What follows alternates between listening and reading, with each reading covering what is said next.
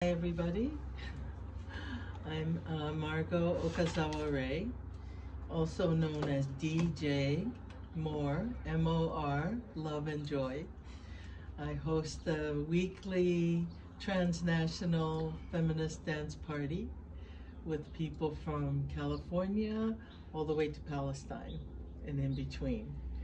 Switzerland, Germany, South Africa, New York, Washington, like this. So we've been meeting for 2.5 years. It will be our 3rd anniversary in April of 2023.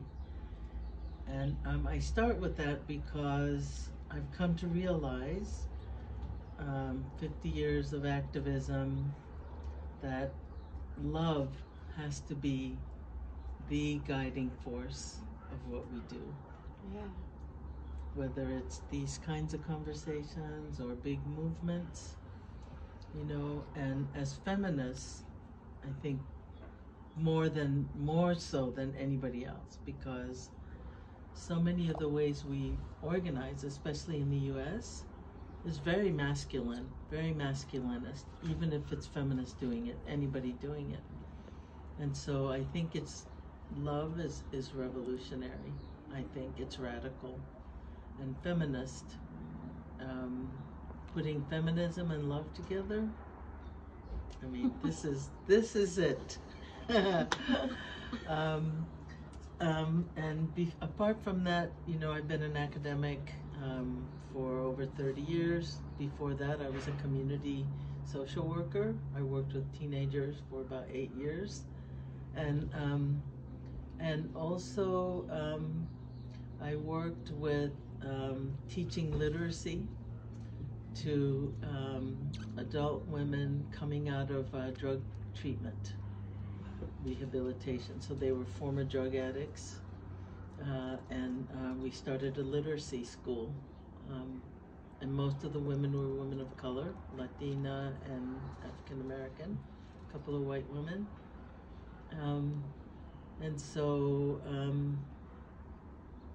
But most of all, I love life.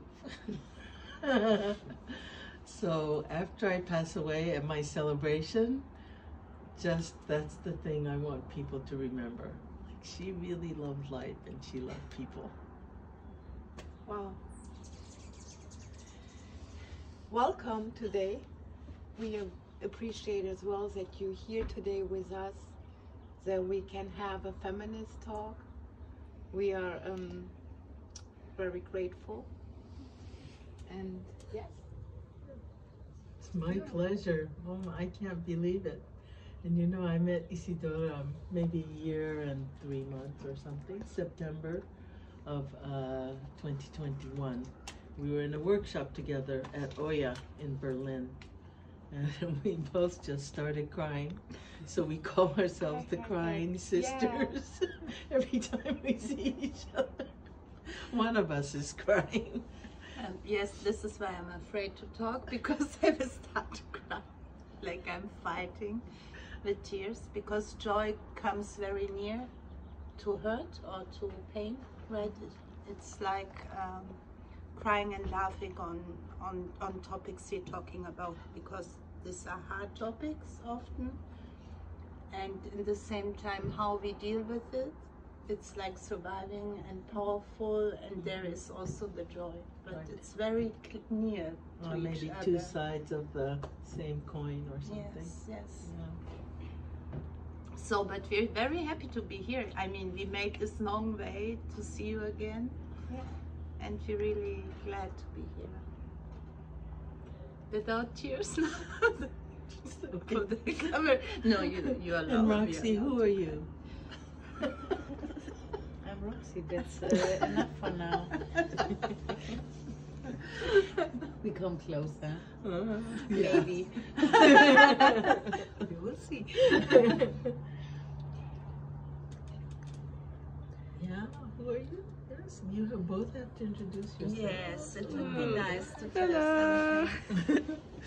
I'm Nana. I'm the daughter of Isidora, yes.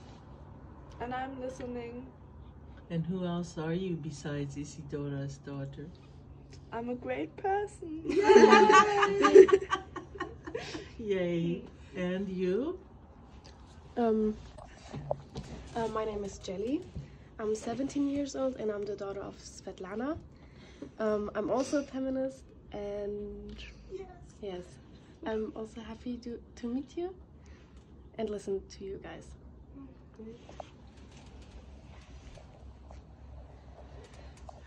So, wow, very exciting. But you didn't say who you are. Oh, who I? Oh, okay.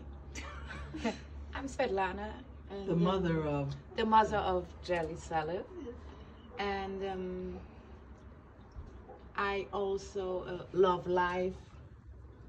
We have that in common, I guess. Love to meet new people and learn. Learn every day, learn something new. Yeah, so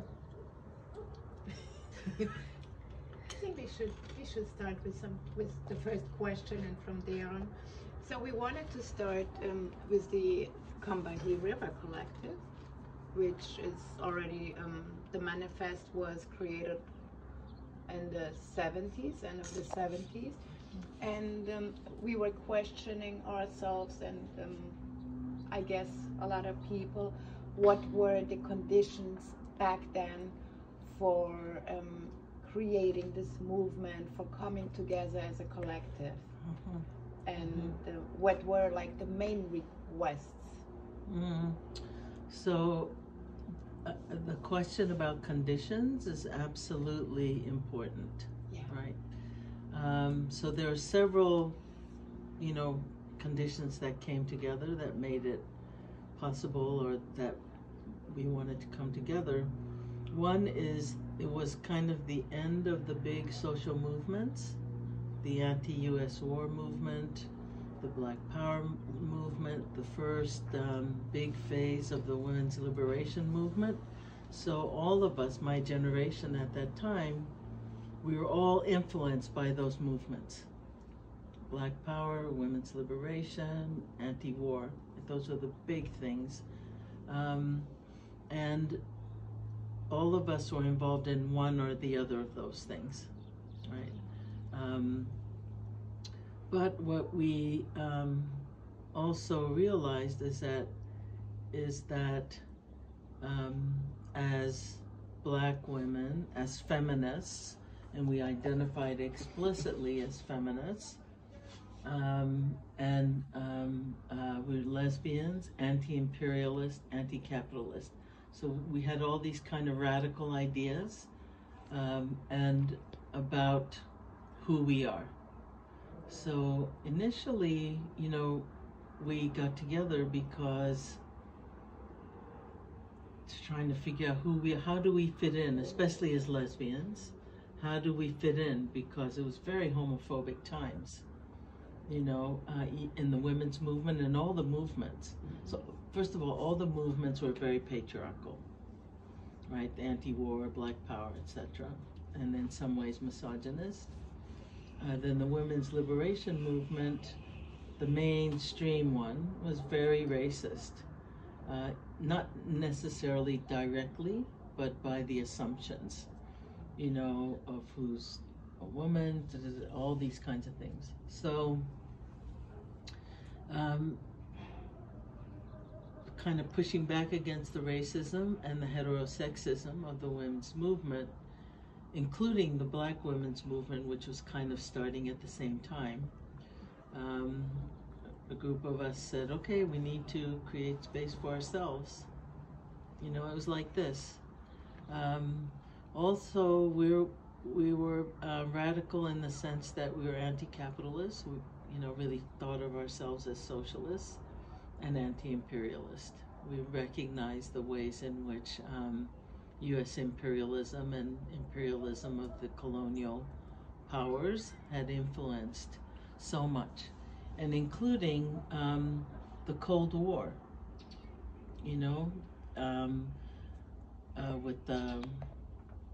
with the communist, the state communist blocs. So we got together There were maybe 6 or 7 of us in the beginning, and we sat in somebody's living room talking, right?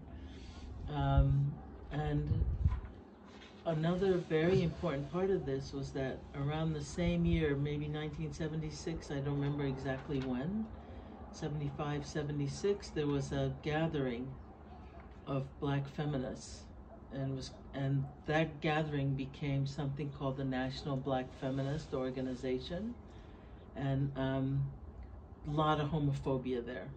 Wow. So the people, 3 people from what became Combahee attended that and said, "Oh my goodness, this was awful," just the homophobia and everything. And so that's an important part of the thread as well, National Black Feminist Organization. So we got together. The age of us was 20 to about 28, so we were all kind of young at the time. Some of us were students. I was a social worker. Some of us were just doing other things. All of us were doing some kind of activist work in the community. And the statement was published in 1977 in Zila Eisenstein's collection. She wrote a collection of essays about feminism and socialism. And she asked the Combahee River Collective, and 3 people actually wrote it: Barbara Smith, Beverly Smith, and Demita Frazier. So, but it went under the Combahee River Collective name because the ideas we generated together.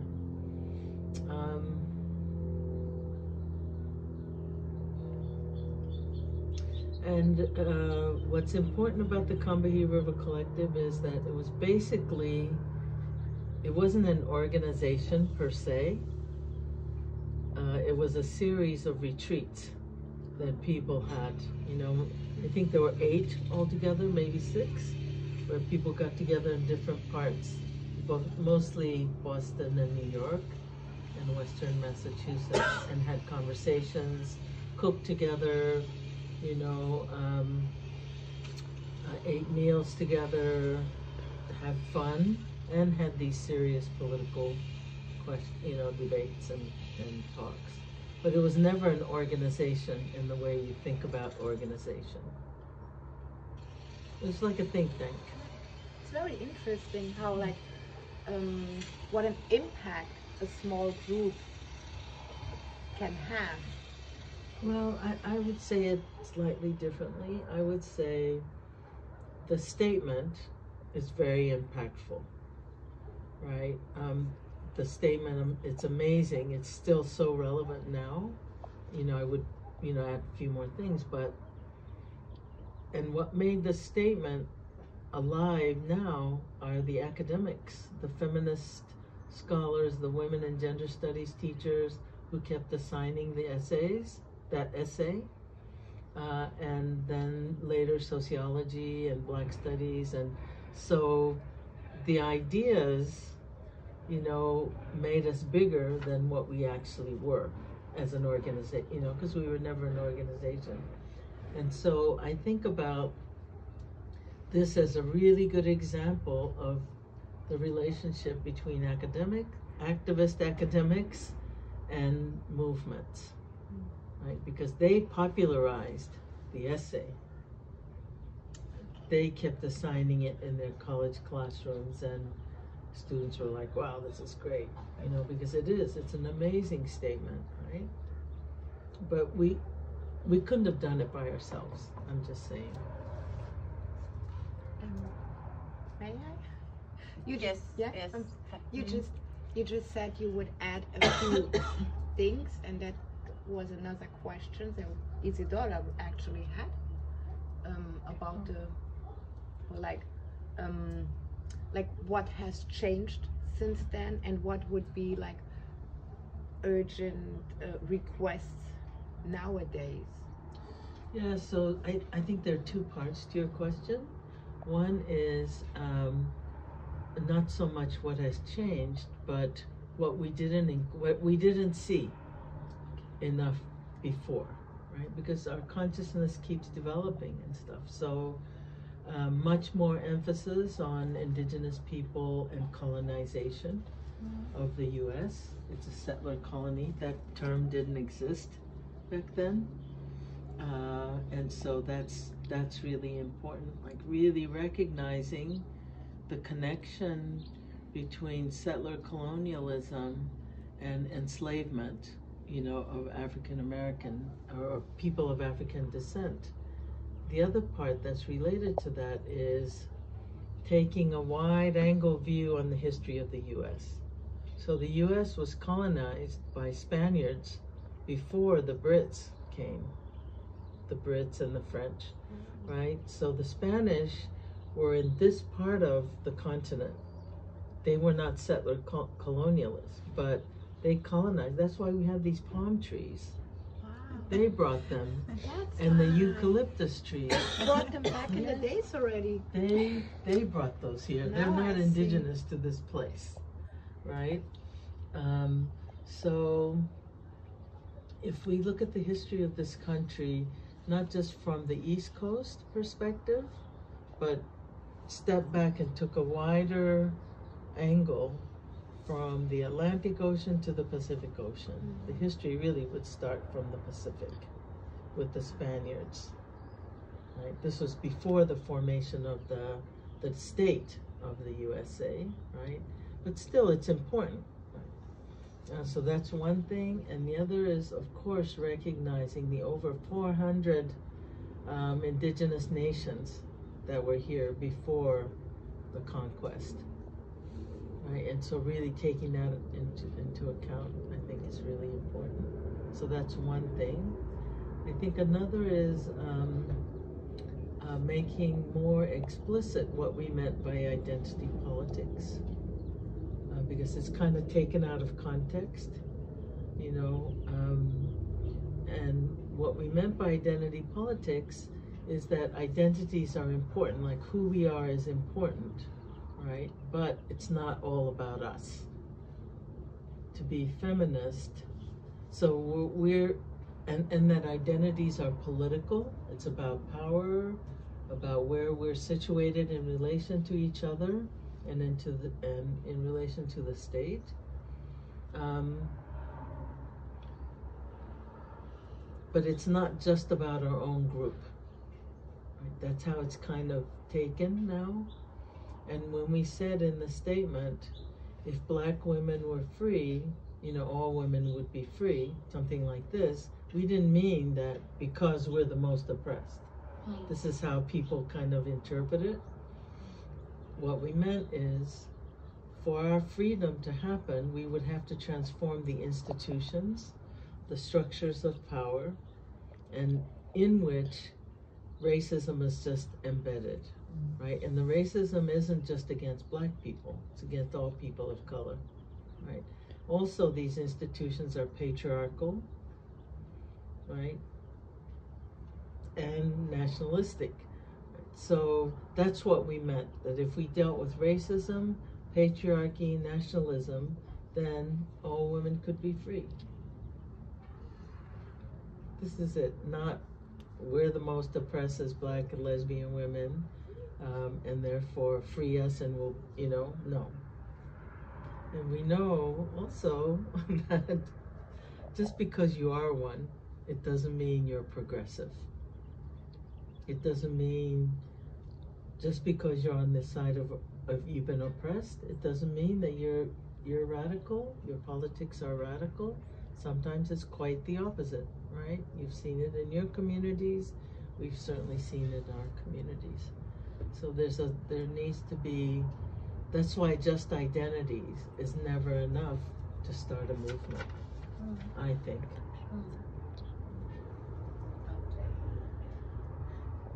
Thank Does you. that make sense? It makes totally sense. I'm just questioning myself. That we have many questions, and I just don't want to be the only one. Like, do you have something? So I thought we wrote down, this Yeah, is we- why I let you speak, like I thought you will But read also, it out. but I we want to can hear also some of your discuss ideas. about Yeah. this. Yeah. about some of these things I've said, so I don't want it just to be me, la la la.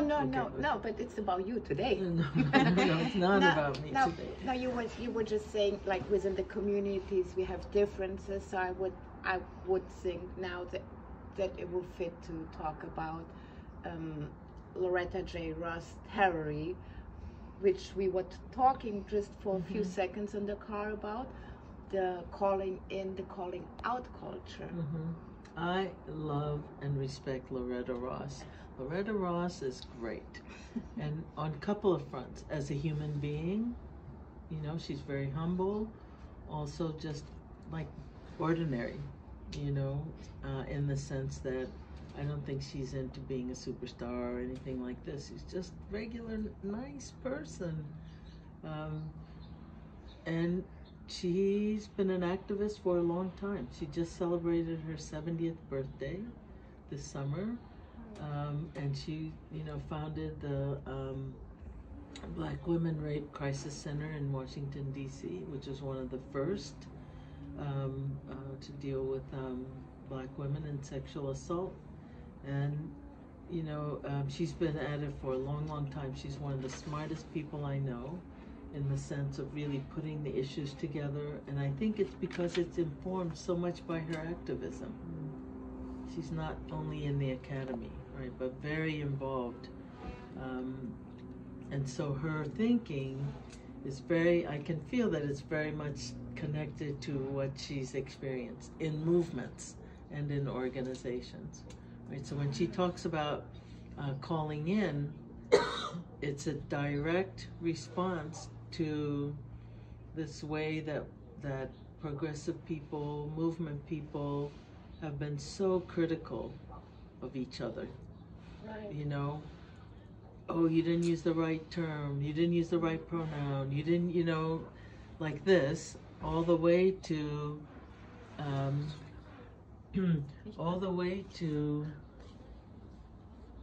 and this isn't usually said explicitly, but, you know, all the way to, I'm more oppressed than you, so you just be quiet. You know, that kind of, what I talk about is the politics of scarcity. You know, that there's not enough space for everybody to express themselves. So there's a hierarchy. This group is more oppressed than next, and the more oppressed get to have more space. This is so, like... But there's also, like, within groups, within the same groups, Yes. in the movement, calling in, calling out. Calling out. Yeah, Yes, exactly, calling out. within movements Yes. of the same groups, Yes. of the same community. Yes, Calling but I'm saying out. even among Black progressives, you know, there's a kind of a hierarchy, right? Of who's more oppressed, you know, like this is what I'm saying. So Okay. even within groups, as you're saying, Yeah. this kind of calling out. You know, if you don't say the right word, or, you know, there's no room for mistakes, or, do you know what I mean? Yes. It's a really, in some ways, an unforgiving space. And so, and again, it's also developmental, right? So I think early on, it was really important to say, okay, wait a minute, you know, you made a mistake, but we went too far to say you made a mistake, so you're out. That's what But- what I wanted to ask. How was it when your group formed or founded? How was the tolerance for each other, the openness, and maybe yeah, I don't know. How was the development over the years? Yeah, let's just say we lived with a lot of contradictions, and I'll leave it at that. And it wasn't really a collective. There were, you know, some people who definitely influenced the group more than others, and so it was living with contradictions, as with all movements and all groups, right? So I'll just leave it at that. Yeah. because you said you used the word being radical, so it's like, how could you find the middle of being radical but also doing a calling in, right, with love? Yeah, that's what we need to do, isn't Yeah, it? so that's, I guess that's the difficulty for some people, to Well, find the you know what I mean? For me, it's not a middle ground. For me, I've come to realize that people creating the horrors in the world, people who have created horrors, are human beings, right? They're human beings like us, Right. right? So if they're a human being and they can commit the atrocities, I also have the capacity to do that, given the right set of circumstances. Do you know what I mean? Given the right set of circumstances, we could end up doing the same thing. Like, look at what the Jewish people are doing in Palestine to the Palestinians, right? So when I really understood that, then it's a kind of humility and a compassion for other people. I can't just say, okay, you did this wrong thing, out, because I could be you doing the wrong thing. Right. Right? And there's this wonderful poem. Is this on? This is on. Yeah. This is on. Okay. This is There's a wonderful recording. poem by a Buddhist monk named Thich Nhat Hanh, who passed away at 100 years old last year. But anyway, or early this year. But in his poem, he writes about, and he has something that he writes about love. But anyway, there's a poem he says, "Please call me by my true names." And he says, "Do not say that I'll depart tomorrow, because even today I still arrive. Look deeply. I arrive in every second to be a bud on a spring branch, to be a tiny bird with wings still fragile, learning to sing in my new nest, to be a caterpillar in the heart of a flower, to be a jewel hiding itself in a stone. I still arrive in order to laugh and to cry, in order to fear and to hope. The rhythm of my heart is the birth and death of all that are alive. I am the mayfly metamorphosing on the surface of the river, and I am the bird which, when spring comes, arrives in time to eat the mayflower. I am the frog swimming happily in the clear pond, and I am also the grass snake who, approaching in silence, feeds itself on the frog.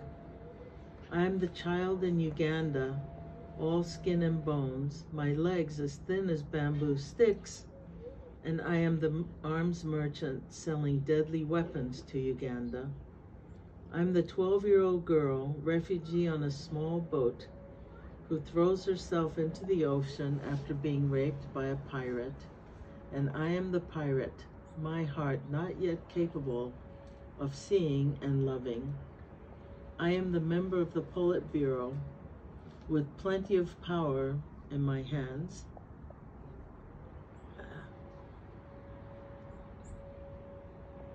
And I am the man who has to pay his debt of blood to my people dying slowly in a forced labor camp.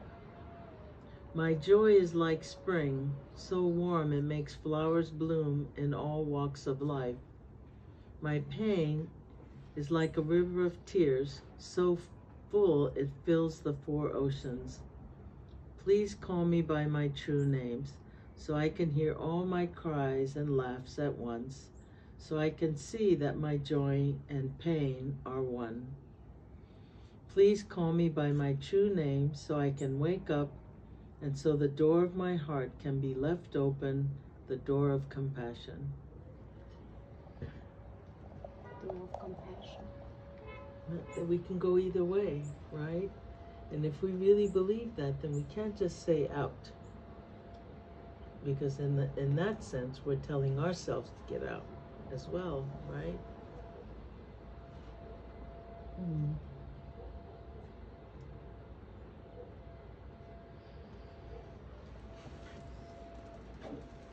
So the question is, when we violate each other, when we disrespect each other, you know, how do we hold each other in such a way that I can grow and you can grow? I as the perpetrator, let's say, and you as the victim, let's say.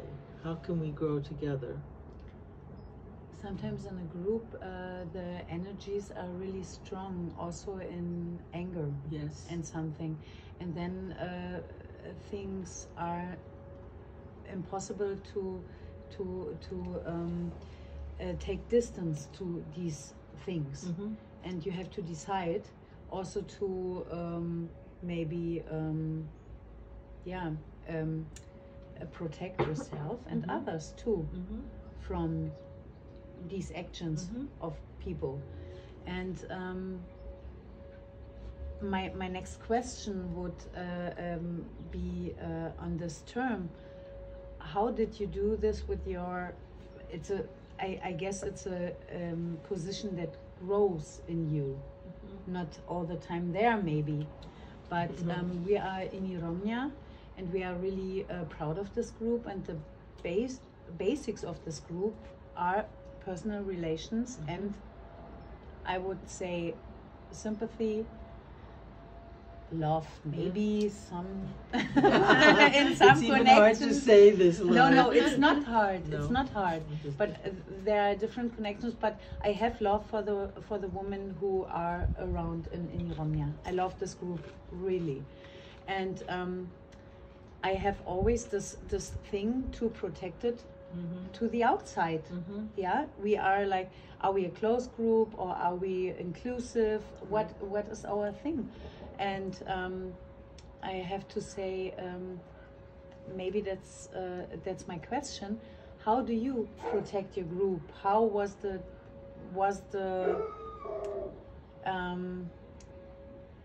how do you build structures that leads your group, or that protects your group? And how was your relations to each other? You leave it like this. I remember that there were some things that's not of my interest. I was like, were there structures that are so strong that you can say that are loving relationships with each other? And my English is so bad. It's okay. I think I understand what you're saying. I think the first thing is that we didn't really have formal structures. Okay. That's one thing, right? President, you know, how, whatever. We didn't have that. In many ways, I think the informal structures are even more powerful than the formal structures. I think so. Like who has power in the group, who has influence, you know, all that stuff that I know you all, you know, has to deal with. Yeah. I think that informal really rule the group. You know, who's in charge, whose ideas are, you know, considered more valuable. And then there's the outside who says, oh, even though you're a collective, you're the boss.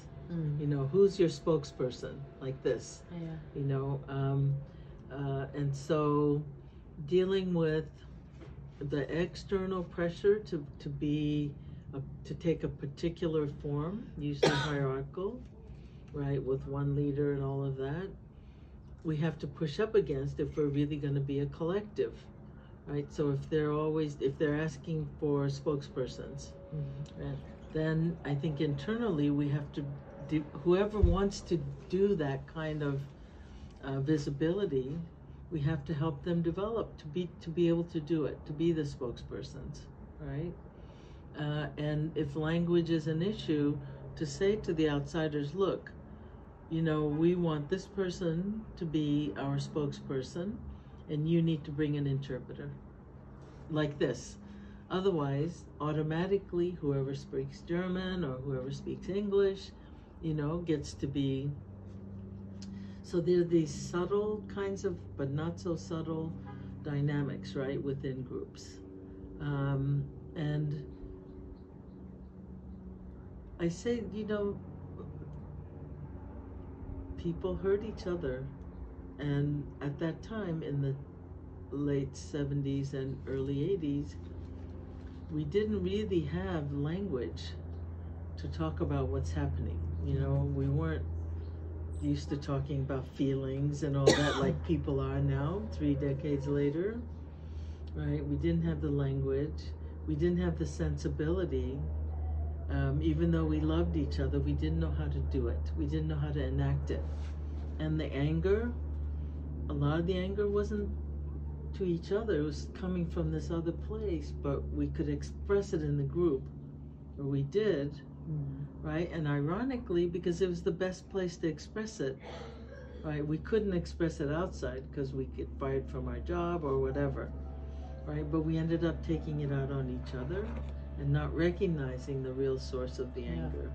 It's not, ultimately, it might, something that I do to you, Roxy, might trigger something. Yeah. But ultimately, it's not really about me, right? So we have to have a way to see, okay, is it about now or the past, or in how the past and the present connected? The other thing is you talked about protecting the group, and that's absolutely important, right?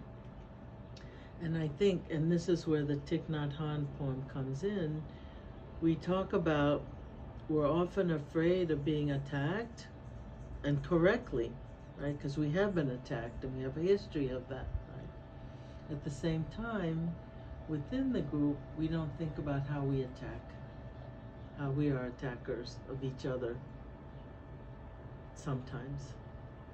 Does that make sense? Yeah. Yeah. So it's a both and.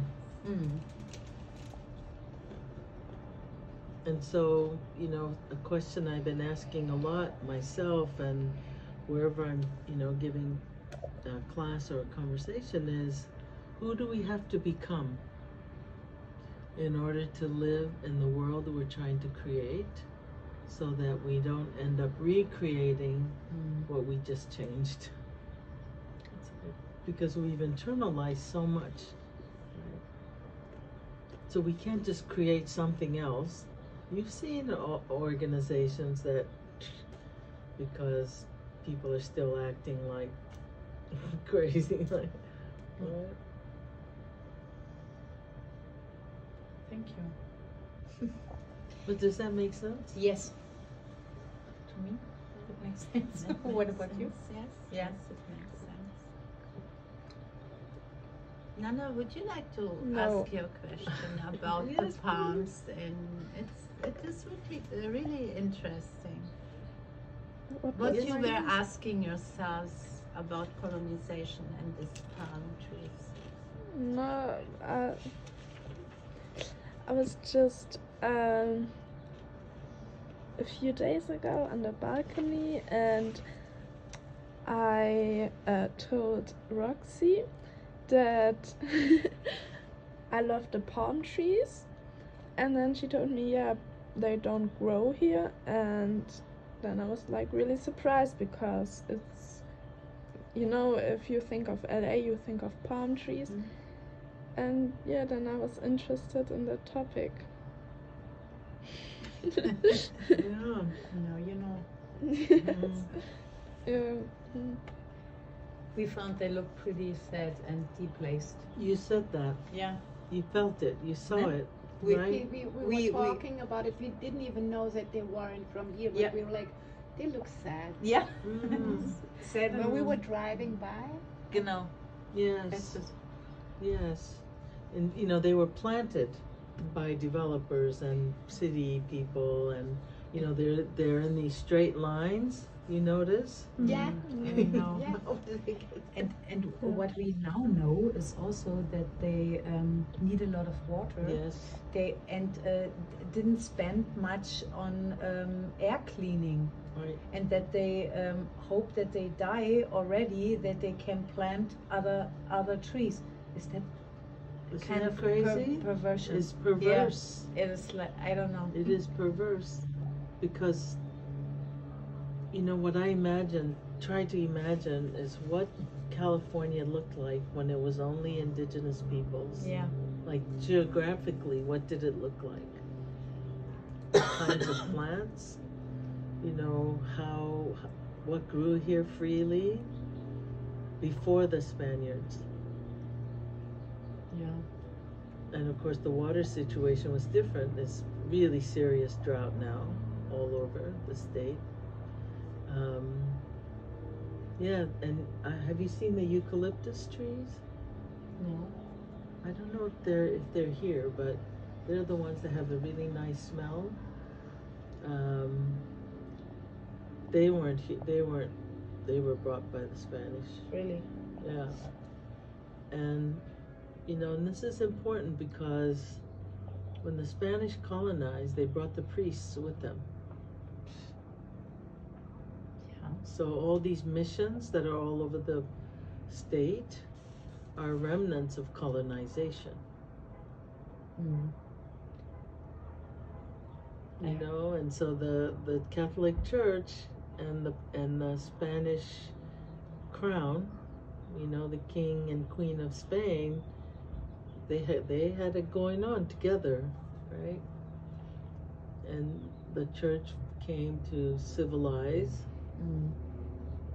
tame the indigenous people. These are ancient, you know, cultures here.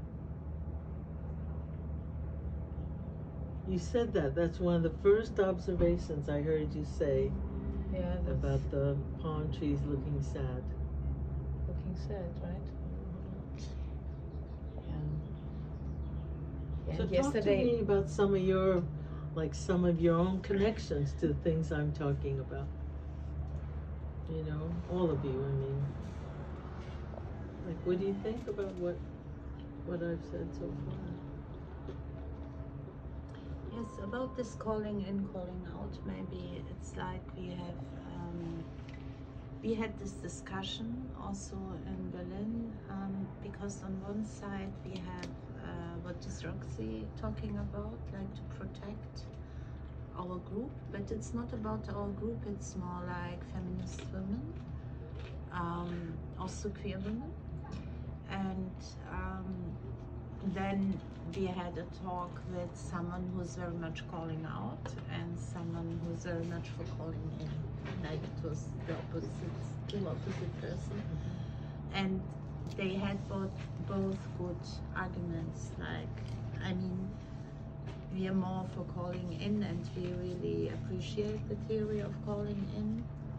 And at the same time, there are such strong structures of oppression within the community that there are people who are more oppressed. Like, it's not just that we all share the same power. And then the woman who was who's very often calling out, she said, like, it's the only way to deal with these strong structures, because it's not just symbolic, but they really have the power, they have the money, they have the structures to go out in the media and public space and to make their point and to make the other people invisible and also things they want to say. So, and we as a group, we are really very much dealing with these things. And like our preferable way the last 10, 13 years was like to do our own business and to react sometimes, but to try to develop our points, not to interact so much with the outside, with this people, power structures. Yes, I mean, we are interacting, but it's easier if, of course, if it's a white German structure, like we can freely talk about racism. It's not so difficult because then we have solidarity. But if you talk about structures within your community, it's very difficult. So this is really not a theoretical topic. Like you said, it's very much how to behave on everyday basis, because it's coming like bam, bam, bam. And this is why, but I also think it's not like one decision or it's not like, for me, it's not like rather calling in than calling out. I'm not also not calling out because of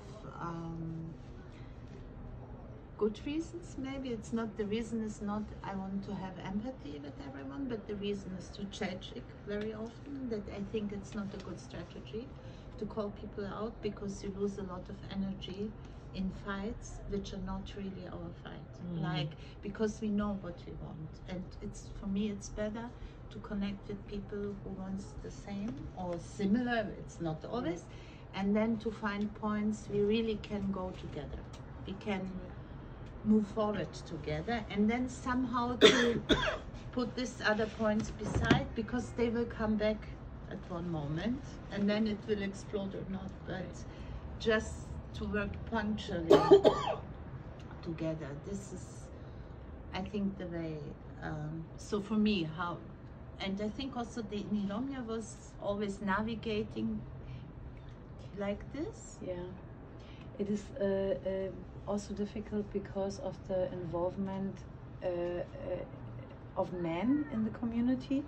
They are stigmatized as yeah, like in a racist way, and there are maybe men who acting like men, socialized as men, and you have to protect them, and also to recognize they get the whole attention. You supported them, Isidora supported a lot of people and get nothing from it, I have to say. Also only shit, and it is like they be, I don't know what to say. I remember one meeting, and then we came together to support each other, to connect with each other and empower each other, and the men were only like see us as a threat. They were like, "What, you want money from the project? Is this your thing to do?" Something like this, and acting pretty much aggressive, also not very nice. And this, I think, is one thing why we came closer together, and to look for the same values we share, and around these men who are also queerphobic and something like this, with pronouns, and so discussions are going around. There are women, a lot of women, who supporting them, and then it's like in our own community. So this is maybe Erfahrung, experience, you know, as lesbian women at this times. It is like we defend queer topics and us and are connected with them. And then we are also within the own community criticized, and that brings us closer together. That's it. That's one reason for separatism or something like this. You know, what you just described is exactly what has happened here and continues to happen here in communities of color. Yeah. Right? That there's always this tension. How do we deal with patriarchy and misogyny? You know, when we're all kind of oppressed, you know, whatever your racial or ethnic group is, right? And we don't want to put out dirty laundry about our community outside, right? At the same time, we have to talk about it. We don't know how to talk about it without. So I think one of the questions is, you know, for us in our groups, how do we understand power, right? How do we operate, you know, more from a values perspective and not just identity? Like, identity is an important part of it. As a group, we've been oppressed and murdered and sterilized and all those things, right? We know this on the one hand, and on the other hand, just because those things happen to us, as I was saying earlier, it doesn't make us progressive, right? So what methodologies do we have to develop for ourselves where we can, for people who are interested, and let's face it, not everybody's interested, right? No. People want to go on their own way, you know, go for the goodies that you know are out there. But I think we start with people who at least want to try and hold each other and assume that we can change. Yeah. It takes patience. Yes, takes patience. I think also we maybe don't speak so much about identity like experience, because it changes the things into something what is changeable and what is made of history, of structures and so on. So it's not like identity which is totally like a very, how you say, static point thing, but your experience is something, it is historical and it emerges in a collective, but it's also very individual because we have transgenerational experience which are given from mother to daughter to, I mean, to family members, and because of slavery and other things, it's not like biological mother-daughter, but like relationship between people who care and the generation differences. Yes. So, and because of this, we have a very historical experience, which is not just individual or something, but in the same time talking about experience makes the possibility to speak about something what is changing, because you can always make a new experience if you interact with people in other ways. So this is like very open, more open than identity. And then we as a group, we have a political project, and some of us are more on identity politics and other less. So we are also different in our group how we deal with this.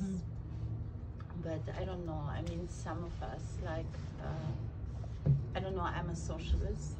I really believe in this. And I also lived in a socialist system. It's not just I read about this. I came from Yugoslavia, and I think Yugoslavia was a good system. Okay, until you it can became always bad. until it was not anymore. Yes, right. But on the economic level, I think it was like a good socialism, and it would be an idea for me to do something similar to this. So I have an idea how it could be. It's not just theory. But what I'm talking about, because you spoke about identity politics, still for me it's very important to go from this point of experience, because we were so much marginalized with our experience. And it's always, and until now in Berlin, we have really people who say it's all about economy, it's all about poor and rich and so on. So this class discussion is so overwhelming, and it's like a, how you call it, clashback or backlash? Backlash. Yes, Backlash. it's like saying we Pushback. are pushback or something. We are like racist, or not we, but people who speak about the identity politics, they are racist because they look only at their own identity.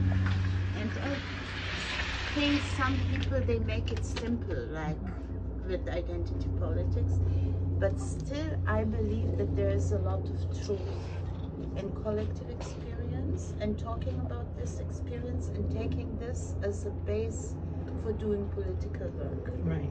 And that's what I was making a distinction between identity politics and the politics of identity.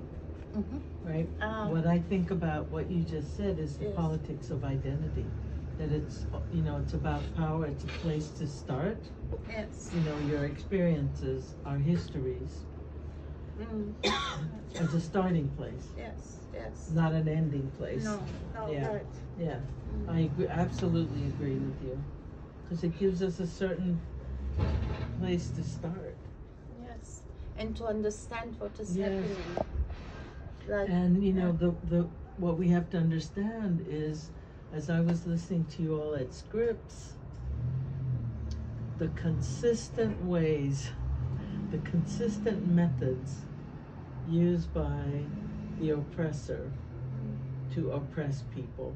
It was so consistent across time, across geography, right? So if we're going to really be in solidarity, right, and be like true allies to each other, we have to get to the main forces. Because if it's not your group, my group, it's going to be another group. Because somebody has to be in that position. This is how the systems work, right? We were speaking about this too, because you said like about reproductive justice, and you said, Svetlana, also that there are like connections between US and Germany, like that they're connecting that the experience that Romani women went through are very similar or even equal. Same, I would say exactly. even equal to the experience that Black women, women of color went through here. And Isidora and me, we just were wondering a few minutes before you came, because in the Scripps College we were talking about starting 20th century. So we were wondering how was it way before that? Centuries before that? Centuries before that. I mean, it was an issue, but how what, like, how? Well, you know, to be honest, I don't know all the details of, you know, the specifics. Yeah. But you know that in the U.S. context, Black women were used as breeders. So then they were like forced to have, breedings, you know, they were, breeding stables so they can, you know, produce more enslaved people, you know, like this. When it suited the capitalists. Yes. Right? When it no longer suited them, then there was the sterilization, you know, and all of that. So another important force underneath all of this is capitalism and capital accumulation. It came with the industrialization, came the sterilization. You know, it happened, it came post-slavery, you know, with the emancipation, when there was this moment where, you know, there were Black people in power in a certain way. As soon as that was made visible, then the state clamped down and put in different laws. When was that? Civil War. After the Civil War, yes. Right. So there was a moment. But it was more in the North states, right? Not No, in the South. In the South. Actually, there was more in the South than the North. independence, Not independence, but power for Black. but power, political power. For Black people. I wasn't aware of that. There was this moment where Black people got some power, Exactly. but That's it what was we in were the South, talking about. not the North. It was in the South where they got the power. A little bit, not a lot, just a little bit. What kind of power was that? They were elected into government in the states. Some, but it didn't last long at all. So that meant for women especially that they had to fight the patriarchy within the community. And also remember that it was the 14th Amendment, 13th Amendment that gave Black people the right to vote, but it was Black men who got the right to vote, not the women, because at that time only men could vote. It wasn't until 19-something, 20 or something, when the women got the vote. So this is what I mean. The patriarchy is an important, you know, force, isn't it? It is, yeah. And maybe you thought the North, because in Germany we speak a lot about Du Bois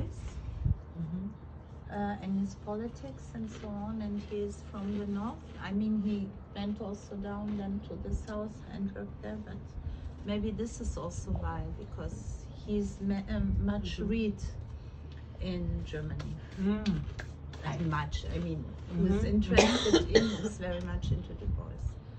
I actually read in one of the reproductive justice books that I have at home that a lot of women moved from the south according to reproductive rights. They moved from the south to the north because they had much easier access to abortion, and forced sterilization has been by law more in the south than in the north. So that's what I read in my research. So I think what's important about that is that they established more laws in the south. They started within the south states implementing those forced sterilization laws. right. So, but that's actually not true, Oh, because as I said at the talk, there were 32 states that allowed forced sterilization. right. This was before there were even 50 states. Oh, At that time, there were 48 states. oh. So it's not 32 out of 50, but 32 out of 48. Okay. You know, and I think this is very important point, that racism and the way it was systematized is really different from the South and from the North, right? But racism exists everywhere. Okay, so there's that idea of de jure racism, which is according to law, right? So there was formal segregation. Black people couldn't drink from water fountains. They couldn't ride buses, you know, the front of the bus. They had to ride in the back. All kinds of laws that forbade black people from participating in just everyday life. There were laws, but in the North, it was by practice. Okay. So that probably that little gap.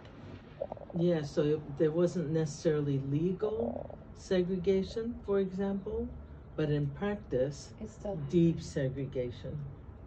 wow. And I think that's important, because then otherwise people say, oh, racism was just in the South.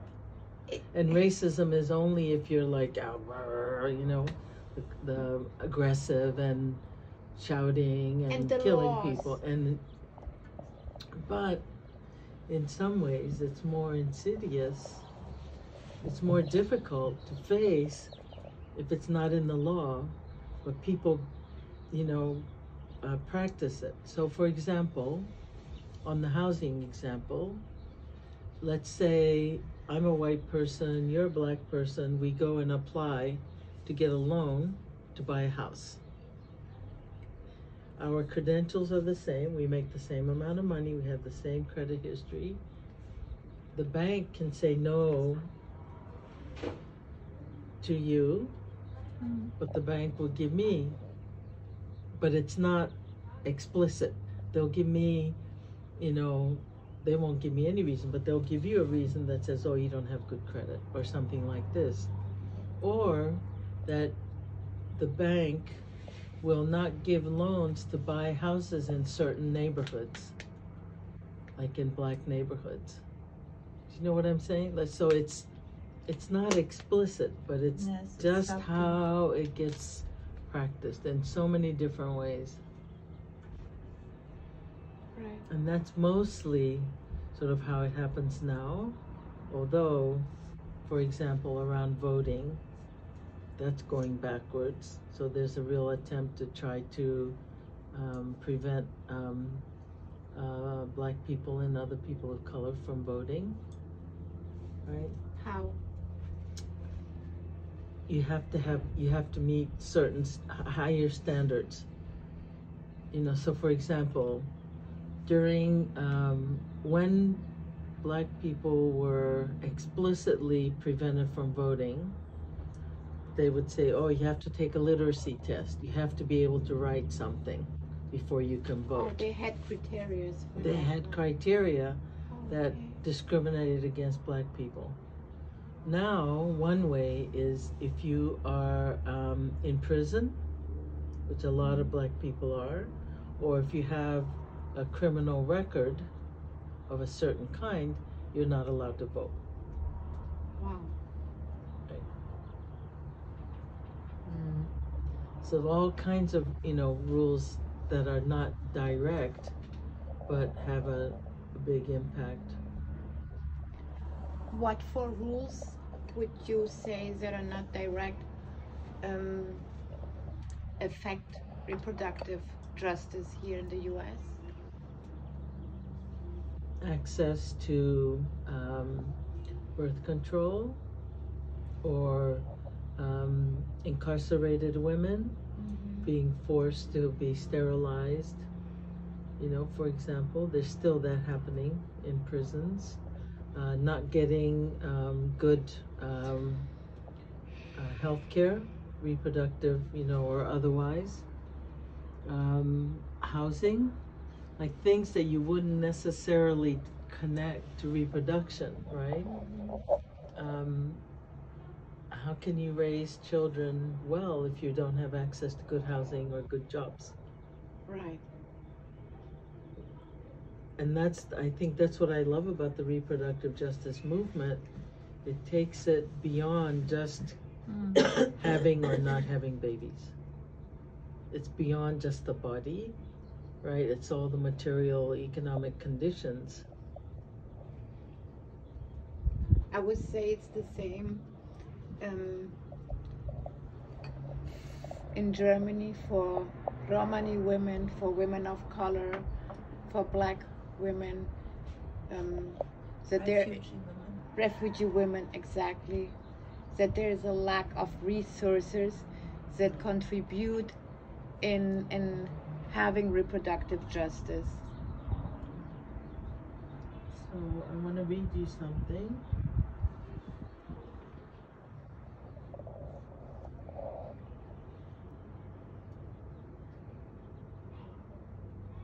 Okay, here. There's an organization that Loretta helped found. You know the Sister Song? Of It's course. called, yeah. Yes. They have a wonderful definition of reproductive justice, on their website. What is reproductive justice?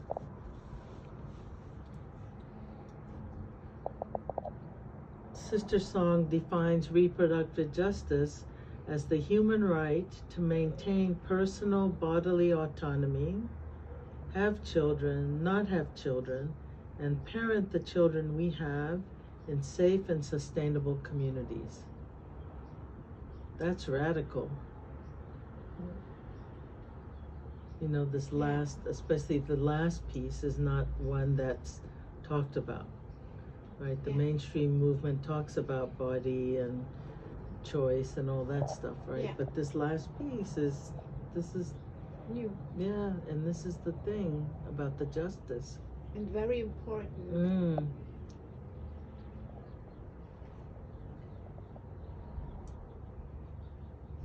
And they've been doing this work since 1994. Wow. Yeah, it's been a while. Almost 30 years, right?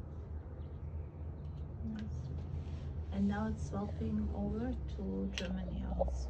Great. Slowly but The surely. last years. Yeah.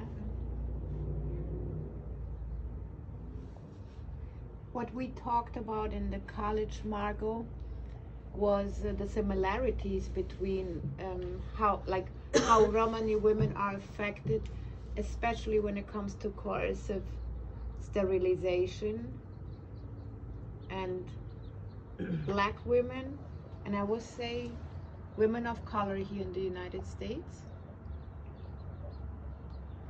like Puerto Rican women, yes, like indigenous women, women in yeah. LA, Yeah. Latino women Yeah. in LA, for example. Mhm. There's documentary about their situation. It's called No More Babies, Okay. about the forced sterilization in LA. I haven't heard about Yeah. that one. I'll find the link and I'll send you the link. Ah, ja, okay, thank you. Glaub ich nicht. Get the link. And there's still nowadays forced sterilization, you said, in prison? There is. Mhm.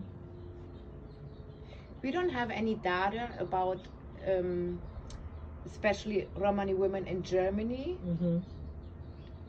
about reproductive justice, but when it comes to coercive sterilization, but there is Elena Gorolova from Yeah. Czech that experienced it herself and made it public, and We showed it in the interview I'm sorry? at the Scripps College. We showed it the Yeah, interview. the interview. Remember we watched it?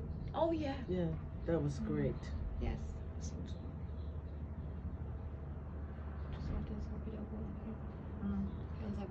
Fürs Video, sorry. Nee, ist okay.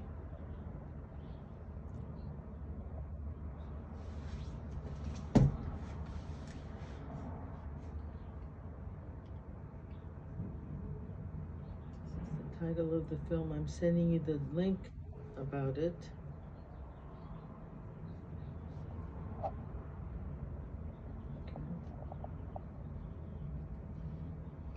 Yeah, oh gosh, the similarities are something, isn't it? Yes, And we they have learn in from common. each other. Yes. You know, the U.S. has sent a lot of bad things around the world, What do you mean? like sterilization as a policy, racism, how to, you know, construct the structures of racism. You believe it comes from the U.S.? A lot, yes. Yeah? Yes. Oh. You didn't know? Yes, I think there is like from this, there is an exchange of this white colonialists, of course, between Europe and the US, because they came also from Europe to the US and brought our oppression methods, the Yes. European also to US, and they had a very good exchange, I think. For They did. example, for Romani people and other people who survived reproductive injustice. The interesting, I don't know if it's interesting, but the historical thing is that they tried also to assimilate Romani people. So it was not only like persecution based on race, like slavery and killings, but they also tried the assimilation, and the method of assimilation was to take the children away, to forbid the language, and like to make them like the white European, like the white Germans, yes, but it failed. They couldn't. But this history of social work, I mean, this is also the history of social work, taking these children away, but it was also mixed with capitalist structures because they had to work, the children and also the parents. Yes, they took them away, but they were like labor forces for the private households or for the places where like labor places, I don't know in English. So you see, factories. yes, yes, and there was this, there is a similarity, and I was asking myself, because you said it's like it was with black emancipation or with the little power the people got, then the forced sterilization came also as a new form of oppression. And I think we had like this assimilation period was around 1800, when the new ideas of enlightenment, The European Enlightenment. yes, the European Enlightenment are coming, and also in the same times they wanted them to be nützlich, nutzbar. Useful. Yes, but it's a capitalist word for useful. Productive. Productive, yes, they needed them to be productive. and they wanted like the missionaries to bring them up in the human scala of knowledge. So they combined this philosophy and have done all these things. So, but it was similar to killings because they killed the culture. They destroyed the culture, the language, and they took families away from each other and so on. And They they- forbid marriages between people, sorry. Yes, Of that was the- important law here. Also, Yes, until the 1960s, and again, it depended on the states, but it was forbidden for black and white people to marry. yes, but and this is why I'm mentioning this. There is a little difference. They forbid Romani people to marry Marry between each other. Yes, They could marry Germans or other. they yes, because they should. that's This was the interesting. period of assimilation, Yes. and I think this is a little bit Yeah, different. that's very different. And it was only in this time that they wanted to destroy them as a Got it, culture. got it. Yeah, They that's should not different. exist anymore As a culture. They should be totally into the society. I think it corresponds, I don't know if the English word is right, with new ideas of pedagogic and Christianity, something like this. What is good? What is a good bringing up, and what are the things that parents has to give? And I think these ideas were racialized and put on Romani women, for example, who faced the capitalistic oppressions and the poverty and something like this, and made it like individual. They can't bring up children. They are not like pedagogic, the new, not in a Christian way, Teaching their good children. mothers Yeah, and so yeah. on. Wow. Yes, That is Something different. like this. yes, and it was like this was what they say symbolically and what they wanted to do on the symbolic epistemic level, and then was a capitalistic level that they said we need people Yeah. at a certain time. We need a lot of people because this is the capitalist thing. Right. People, they produce, and we need people who produce. But all the time, and this is maybe then still the connection, because this was only a short period of assimilation and then it ended also, but all the time it was racialized. It was no way like, it was not the same like for the white people who were poor and should be productive, because race has always played a role, because there were certain steps you could not be raised as a white person, if you know what I mean. You could not Okay. get into the same category. Yeah, the racialization happens for people of color, but white people Yes. are not racist. Yes. Right. So somehow they experienced the assimilation, but they also lost their children because of the culture. The poor white people.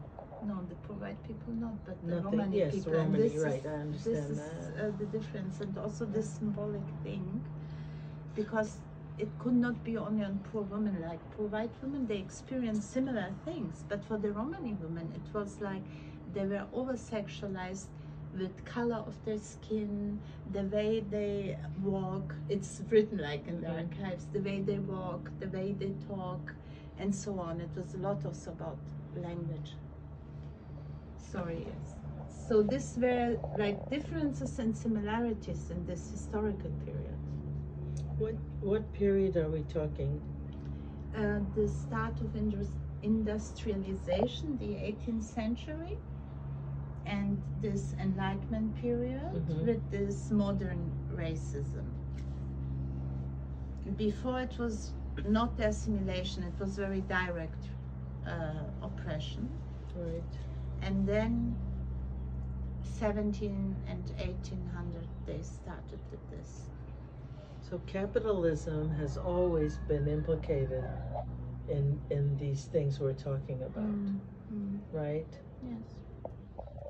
Didn't it happen a lot to indigenous peoples that they took their children away, There was a especially whole period. Christianity, to assimilate their children? Yeah. In Canada, there was this Really horrible. The whole, they made these boarding schools where they took children and brought them to the schools in Canada and different places in the U.S. for exactly the same thing, right? To take the Indian out of these people, these children, and civilize them. Yes. But they were also trained to do domestic work, all this stuff, because that was needed. And the other thing about it is that in Canada and in the schools here, the girls were sexually abused. Yes. Yes. And many children were abused, full stop. And there's another, I'm putting the names of these documentaries here. Oh, that's It's called, nice. this one is called In the White Man's Image. No, I'm just saying, in the white man's image, make these Indians become white men, in a sense. Okay, I'm giving you these titles.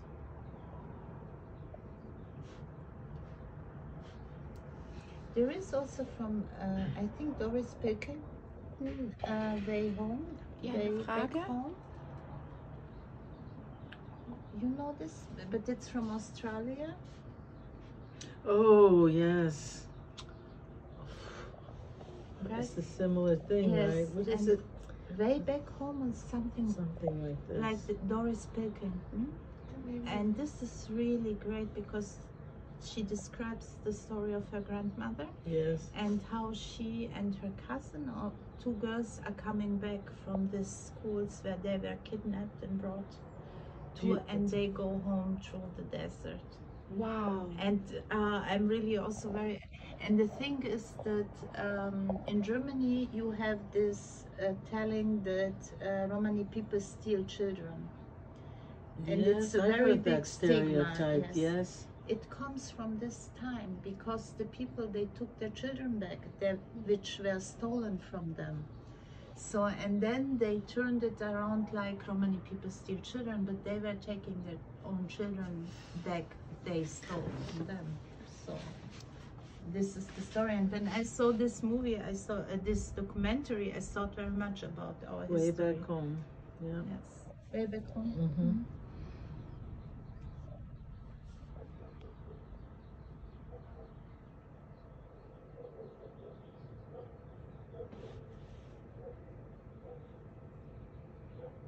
This is the thing, that it's so consistent, the tactics, across time, across countries, geographies.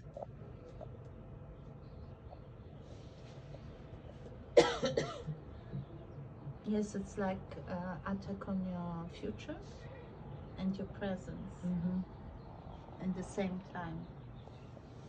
And your past, because they wipe out the history, the real history too.